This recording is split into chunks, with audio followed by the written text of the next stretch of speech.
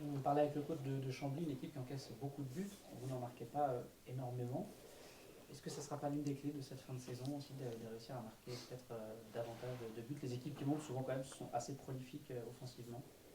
Non, je suis pas forcément d'accord. Faut commencer déjà à ne pas prendre de but avant avant d'en marquer. Je pense que déjà, si on prend pas de but, on a déjà à chaque fois un point de prix. Alors que voilà, on peut prendre des buts et perdre.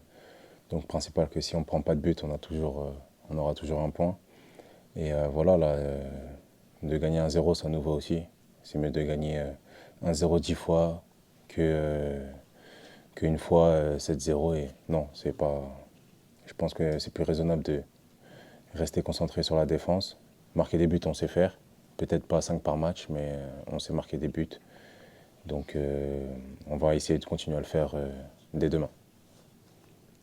Oui, puis en quelque sorte, la clé de votre jeu, de toute manière, c'est le pressing haut, comme sur votre but d'ailleurs contre Boulogne, où vous récupérez là, la passe en retrait mal assurée du défenseur.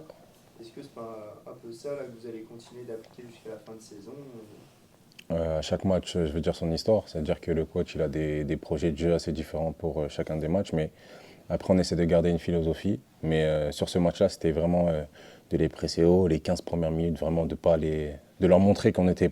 Pas parce qu'ils étaient mal classés qu'on n'allait pas les respecter. On les a respectés plus que respectés. Donc c'était vraiment l'idée d'aller les chercher haut. Pour demain, j'en sais pas plus. Mais en tout cas, contre Boulogne, c'était vraiment ça l'idée d'aller les presser haut. Ce renouvellement, cette diversité dans les systèmes, justement, en tant que joueur, vous le vivez comment? Et ça vaut aussi pour les effectifs.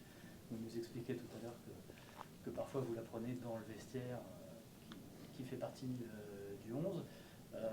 C'est stimulant ou est-ce que aussi finalement ça n'aide pas à se projeter parfois? C'est différent, chaque personne. Il y a des joueurs qui préfèrent savoir qui joue dès le début de semaine ou dès le mercredi. D'autres non, qui comme ça ils gardent l'adrénaline et les stimulants jusqu'à la fin de la semaine. Mais des fois, on travaille quelque chose toute la semaine et le jour même, c'est quelque chose de différent. Donc, on n'est jamais sûr de qui va jouer. Donc, on est toujours à l'attente. Donc, on est toujours les pieds bien comme il faut. On est toujours prêt à jouer ou pas jouer. Donc, il y a avantage inconvénient dans ce genre de système-là, comme un peu tout. Parce que, par exemple, si on sait déjà qui va jouer dès le mardi, ben, les autres peut-être vont lâcher, etc. Donc, dans chaque chose, il y a avantage et il y a inconvénient, mais là, pour l'instant, ça nous réussit bien et c'est plutôt pas mal. Dans quel état d'esprit vous êtes là justement, le groupe? Est-ce que vous êtes vraiment. Vous sentez que c'est la dernière ligne droite et vous êtes vraiment focus comment vous vous sentez là? Ouais, c'est ça, il reste 2 mois, il reste 9 matchs. On est vraiment focus. Justement, c'est entre guillemets ces petits matchs qui ont l'air de petits quand on regarde le classement, mais qui sont vraiment très très durs à gagner. Donc on est vraiment focus. On va essayer de faire la phase de 4 victoires d'affilée pour la deuxième fois de la saison. Donc voilà, on a envie de la refaire pour la deuxième fois. La première fois qu'on l'a fait en 2022, ça nous a projeté là-haut. Ça peut nous projeter là-haut. Donc on sait qu'enchaîner les matchs dans ce championnat, c'est important. Et il n'y a que les séries qui nous fait aller de l'avant. Et donc on compte bien la continuer. On va se donner les moyens de continuer. Dans le vestiaire, là, c'est clairement objectif troisième place. Dans le vestiaire, on va aller le plus haut possible. Il y a pas d'objectif. Demain, si on peut prendre la deuxième, on prendra la deuxième. Demain, si on doit prendre la troisième, on doit prendre la troisième. Mais l'objectif, c'est vraiment de ne pas avoir de regrets et de tout donner. Il y a plein de confrontations directes, donc à nous de les saisir. Donc voilà, dans le vestiaire, il n'y a aucune limite. On veut juste pas avoir de regrets et jouer les coups à 100%. Parce que c'est vrai que l'écart de points n'est pas énorme, mais il y a beaucoup d'équipes. Vous regardez déjà un petit peu quand même à chaque fois les résultats, les confrontations à venir entre les autres. Non, on ne regarde pas ce que les autres, quelle équipe doit jouer, quelle équipe. On regarde vraiment nous ce qu'on doit jouer. Après, on sait par exemple tel match il y aura le week-end parce qu'on regarde l'affiche de ce week-end. Mais on ne va pas regarder qui Laval joue dans 2 semaines ou qui. Non, on regarde.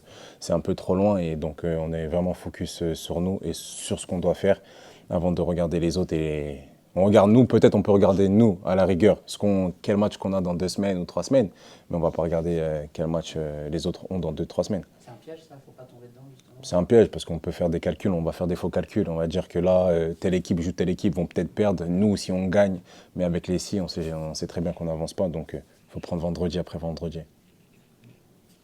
On a l'impression que depuis le début de l'année 2002, de par ton positionnement, tu prends beaucoup plus de plaisir à jouer. Tu es plus quelqu'un qui joue un petit peu en retrait des attaquants de pointe, alors que tu as joué en début de saison devant. Finalement, ton poste, il est où? C'est comme on le voit aujourd'hui, un petit peu en 9,5 ou électron libre? Ouais, moi, je pense que mon poste, c'est ça, 9,5, là où je peux être utile à l'équipe pour ressortir les ballons, pour aider l'équipe à jouer, et que je peux être devant le but, mais je sais qu'il y aura quelqu'un aussi d'autre, comme Armand qui est devant. Donc je pense que moi, mon poste où je peux être le plus prolifique, je pense que c'est ça, 9,5, 10. Après, je peux être efficace sur les côtés en tant que numéro 9, également tout seul, comme j'ai pu le démontrer contre Châteauroux. Mais je pense que 9,5, c'est là où je peux apporter le plus à l'équipe. Et ce qui ne t'empêche pas d'être réaliste, quand même, de sentir les coups. Exactement. C'était un travail d'équipe, même si c'est moi qui finis, mais on voit le pressing d'Armand qui harcèle le jus et Armand qui harcèle dès le début et moi qui finis. Donc c'était tout le travail d'un collectif sur ce but-là. Tu le sens, tu le vois, tu vois le coup se préparer Ouais, si on voit la vidéo, j'ai 2 pas d'avance sur la passe. Donc voilà. Même si le ballon était bien appuyé, j'aurais pressé le gardien pour qu'il dégage, pour qu'on puisse récupérer la balle et pour qu'on puisse mettre notre jeu en place. Mais il n'a pas assuré sa passe, donc j'ai pu en profiter. Donc, en espérant que demain qu'il y ait des passes aussi, des mauvaises passes, on ne va pas s'en priver. Justement, vous parliez d'Armand Niambuillet, vous parliez de son pressing. La semaine dernière, le coach vous disait qu'il était important sur et hors du terrain. Vous nous le confirmez? Oui, bien sûr, bien sûr. Armand, il a 30 ans, donc des choses, il en a vu. Il a joué à des championnats que nous, on n'a pas pu voir. Donc forcément, il apporte cette expérience. Il est plutôt jeune, donc voilà, on est plus une équipe jeune. Donc lui, Armand, Loïc, Kouli, etc., ils apportent leur expérience. Donc bien sûr, quand il faut parler, il parle devant tout le monde et il n'hésite pas à dire ce qu'il pense. Donc c'est une bonne chose pour nous et c'est une bonne chose pour l'équipe.